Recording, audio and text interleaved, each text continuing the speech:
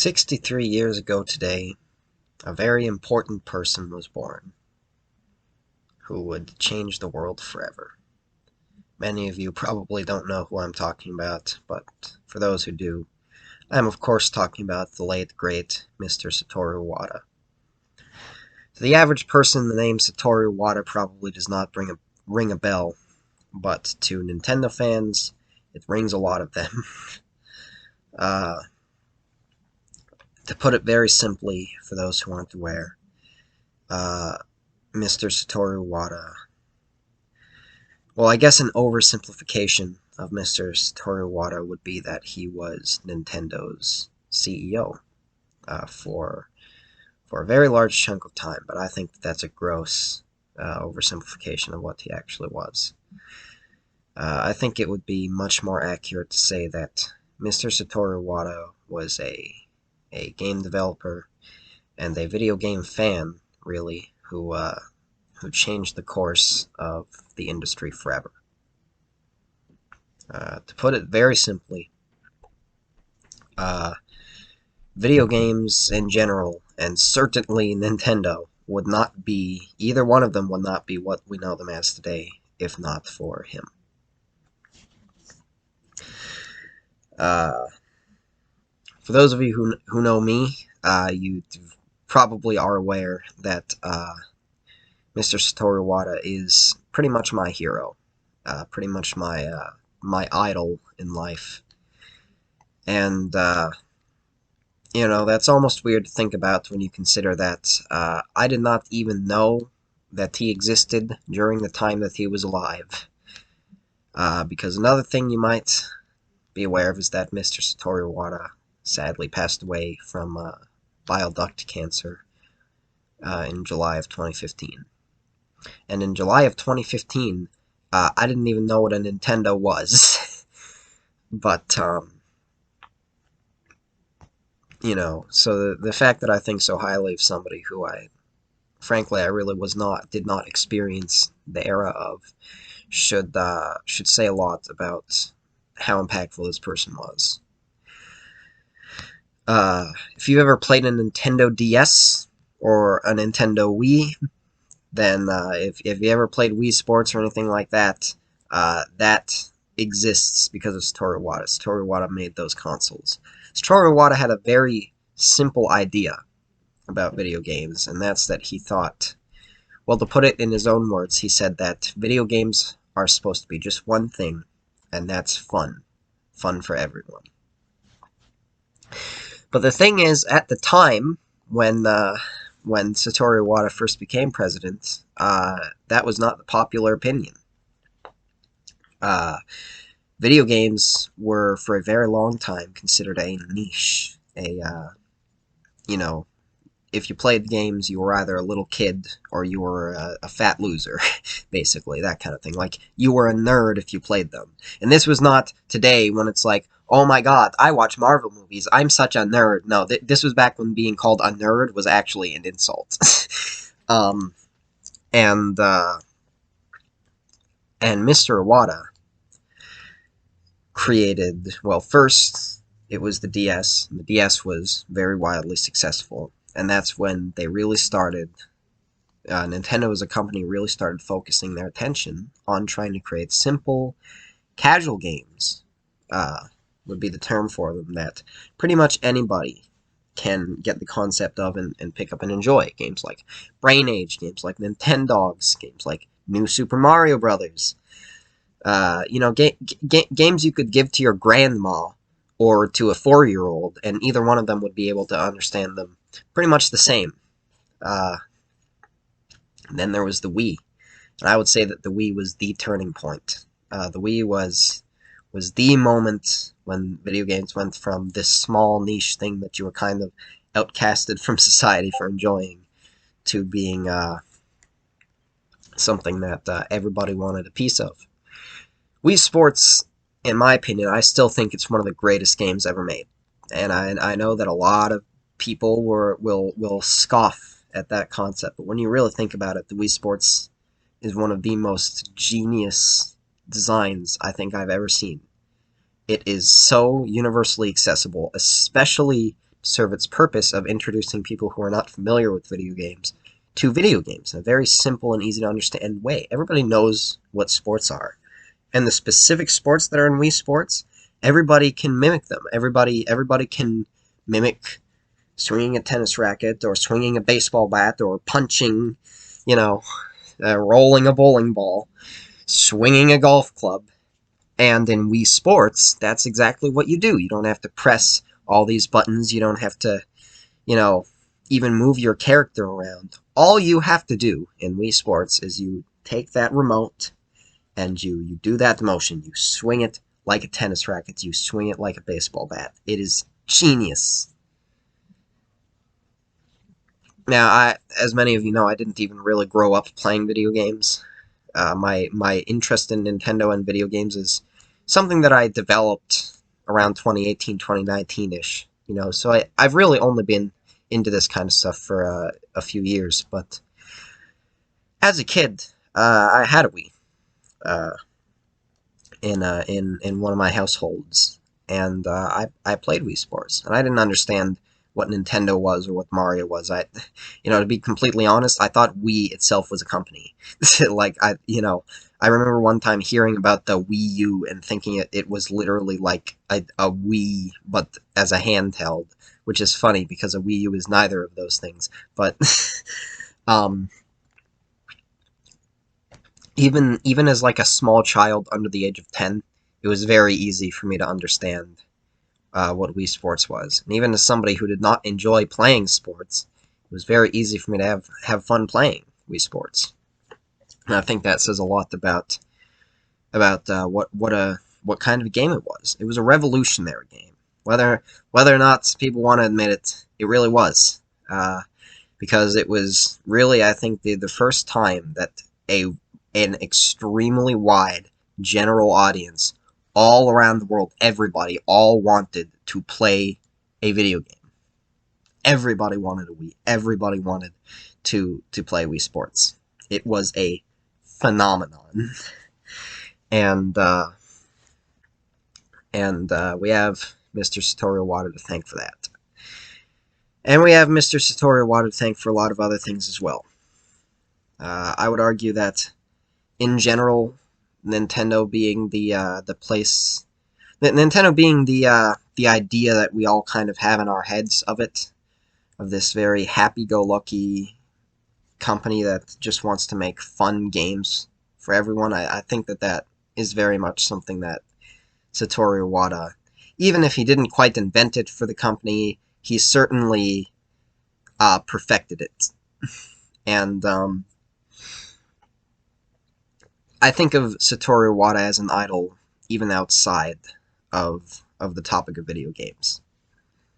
I'm not sure if anybody's aware of what kind of president Mr. Iwata was. There's, of course, the famous story about how he would, save games from development. He would, as the president of the company, he would go into games and, he would save their development. I think there was something about with some Pokemon N64 game. I don't know. I've never played the Pokemon games.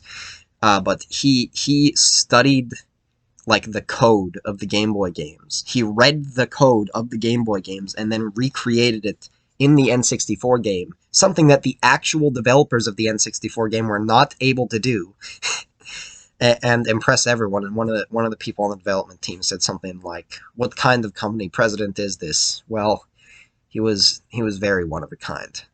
Well, the Nintendo 3DS and Wii U were not selling well. Everybody says this.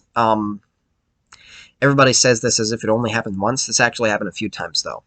But the most famous time is that when the Nintendo 3DS was not selling well, Mr. Iwata took a pay cut. He cut his own salary in half to protect his employees from layoffs and from pay decreases. And I think that says a lot about what kind of person Mr. Iwata was. You would not see that kind of thing from most companies, especially nowadays, especially Nintendo, sadly. I really do think that Mr. Wada's Mr. Wada's lack of involvement, I suppose, in Nintendo anymore is very apparent. It's very noticeable. Nintendo was a very different place when Mr. Iwata was in charge. That's not to rip all over new Nintendo or anything. I still like Nintendo. I still buy their games, but I sincerely doubt that a game like you know Mario Strikers Battle League or any of the other games with the release it now, fix it later with updates model would have released under Mr. Iwata. I don't think he would have let that fly. Um, I remember watching a Nintendo Direct the other day, and in it they're talking about Mario Tennis Open, which is a game I actually have on my Nintendo 3. Sorry, not Mario Tennis Open, Mario Golf Open, or Mario Golf Tour, or something like it. It's the Mario Golf game that's on the 3DS. I don't know what it's called, but they're talking about that, and they're delaying it to like 4 months in the future or something. They're like Mr. Iwata actually says, I hope you won't mind waiting a little bit longer. Now that's the Iwata I know. Uh, that's not to say that Nintendo never released bad games when he was in charge or anything, or made bad decisions. Because I mean, of course they did, But I don't think they did that. I don't think they did that with the idea in mind of, oh, we can get away with this and we can just fix it later. Like Mario Tennis Ultra Smash is a terrible game, but they never went back and retroactively tried to lazily repair it with updates. And in a weird way, I almost have more respect for it in that regard. Um, my point being, I have a copy of a book. It's called Ask Iwata. If you read, hell, even if you don't, because honestly, I really don't. I would highly recommend you read it. I think it's a very very impactful book. Uh, it is not technically written by Satoru Iwata, because when it came out, he had already passed away. But what it essentially is they've stitched together a lot of things that he said in interviews and in it's put together by close friends of Mr. Iwata, and it's stitched together through interviews and through things that he said on his panel, his Iwata Asks thing, which is something Mr. Iwata did where he would personally interview the developers of Nintendo games to give the general public insight on how they create games. And they essentially compiled it into a book that is full of Mr. Iwata's wisdom and his philosophies. And the way I've described it just now may make it sound like a weird, disjointed Frankenstein's monster of an experience, but I assure you it's actually a very, very good book, and it's very well made.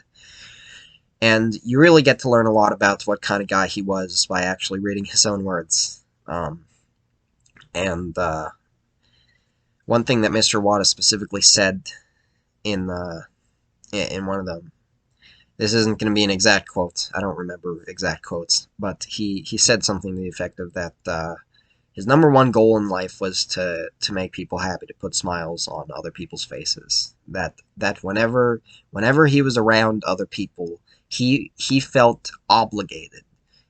That he felt that he had to make them happy, to make them smile somehow. And you don't run into people like that too often in a lifetime. You just don't. This is going to sound like a bit of a reach, but I think Mr. Iwata is just about the closest thing to a perfect person that humanity has ever had. Of course, a perfect person never has and never will exist, but hear me out, alright? Mr. Iwata is pretty much single-handedly the living proof that it is in fact possible to, be rich and powerful and not be corrupt and still be a great person. That's a test that I'd say the vast majority of people on this planet fail, unfortunately, and unfortunately we see that a lot to an even larger extent today than we ever have before. But Mr. Iwata was not like that. Mr. Iwata Mr. Iwata was always a very down to earth individual, and he was very good at what he did. All right, he was good at doing business. He was good at doing. He was good at making games. He was good at making people smile, which was his main goal. And you know, yeah, I remember hearing something about I think it was actually in Reggie's speech at the Game Awards after Mr. Wada sadly passed away, and it was it was something like remember what you thought when you first heard the name we, because and well, one of the bet investors, and whatnot. Probably, executives probably thought the same thing about that name. I don't think anybody would be willing. I don't think that. I think very few companies nowadays, especially companies as big as Nintendo, would be willing to risk releasing a product with that sort of name and with those many gimmicks. But Mr. Wada did, because Mr. Wada was not only not afraid, but I would say determined to innovate, to push the envelope, to push limits, and to try and accomplish something that hadn't been done before. And I think it didn't always go according to plan. Of course, the Wii U kind of launched as sort of a disaster. I like the Wii U, but I can certainly understand why a lot of people do not. And it is definitely safe to say that it was not utilized to its potential the way it probably should have been if they wanted to actually sell it and make it successful like the Wii was. Um, but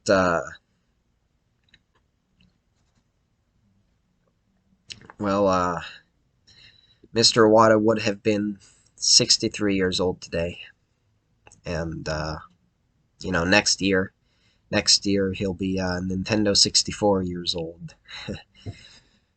uh, I really I really look up to Mr. Iwata a lot, and I think he'd be really happy to know that long, long after he's passed away, he's still inspiring millions of people, and we haven't forgot about him. And I certainly never will. I think there's a good amount of Nintendo fans who will never forget about him, because he was not just a very important person, but he was a very, very real, very genuine person. Again, modern Nintendo never in a million years would have the the guts to have like a Japanese man who who has an extremely thick Japanese accent to slowly speak English over the course of an entire presentation. But Mr. Iwata was not scared of that at all. And when you think about it, wouldn't that mean he had to film it twice, once in English and once in Japanese? I've never thought about that, but it really shows just how much dedication. He did not have people dub over his voice. Not that there's anything wrong with that. Some people just can't. Like Mr. Miyamoto does not do English very well, but Mr.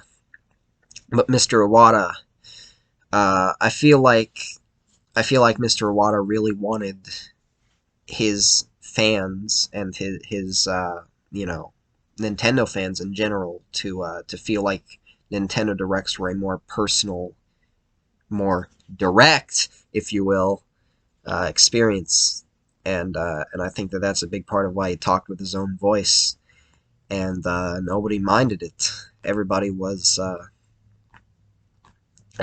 more than pleased to wait for Iwata to work his way around the words, because he was just a very pleasant, very friendly person.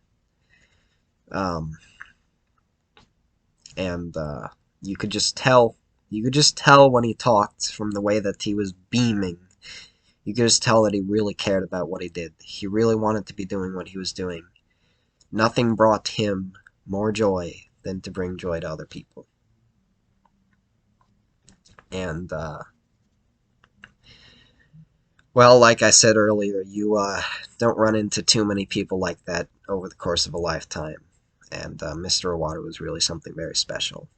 And I think we, especially as Nintendo fans, but even just in general, uh, should consider ourselves very, very lucky to have seen such a person uh, at the forefront of a company we love. All right, that's all from me right now. I just wanted to make sort of a video to acknowledge this because it's very important to me. Uh, I idolize Mr. Wada a lot, and please read Ask Wada if you haven't. Even if you do not read books, please read it. It is such a good book. And I just kind of wanted to make a video to talk about this. By no means is this comprehensive or anything. I just kind of wanted to talk about it. But happy birthday to Mr. Satoru Iwata, and I sincerely hope you know what I like to picture as Mr. Iwata's afterlife is that he simply lives within a system menu of one of the consoles he created. If you ever had a Wii or a 3DS or even a Wii U, if you've ever been on the system menu, you know how peaceful and tranquil they are. And I think that something like that is exactly what someone like Mr. Watted serves. All right, I'm gonna stop talking now. Uh, goodbye.